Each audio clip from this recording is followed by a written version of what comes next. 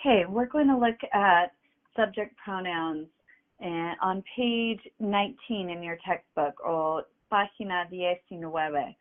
And when we talk about subject pronouns, we need to talk about what is the subject pronoun in English first. So subject pronouns in English are I, you, he, she, we, they, and it. And when we're talking about the subject, we're talking about the person who is the subject of a sentence. And subject pronouns replace the subject. So if we were talking about the student, and we're talking about a female student, instead of saying the student all the time, we would say she. If I were talking about my family and myself, then I would say we. Okay? If I were talking about the students, I would say they.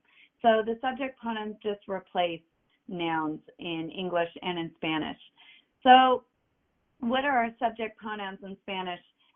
Most of them are pretty straightforward. If we look at page 19, we see that yo means I. Ella is she.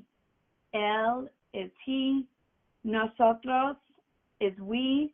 And nosotras, with the ending as, is we when I'm talking about myself and another woman. So only female we. So if you're a man, you'll never use nosotras. If you're a woman, you might use nosotras if you're talking about yourself and somebody else who is another woman. Ellos is they masculine. So when you're talking about students and they're both men and women, we use the masculine plural form of the subject. If we're talking about all men, of course, we use masculine they. But if we're only talking about women, like las estudiantes, we would say ellas instead. In Spanish, the thing that gets a little tricky is the subject pronoun you has many versions. And we referred to this a little bit when we were talking about formal and familiar language. And I said tú was familiar.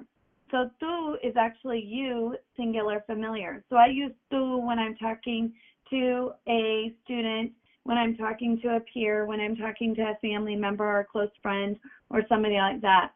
Usted is you, singular, but it's formal. So I use usted when I'm talking to a client or maybe my boss or maybe someone who is older than me.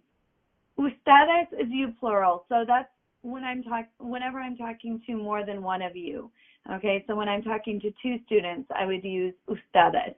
When I'm talking to two colleagues, I would use ustedes. When I'm talking to two people who are older than me, I use ustedes. So it's not masculine or it's not formal or familiar, ustedes. It's just you, plural.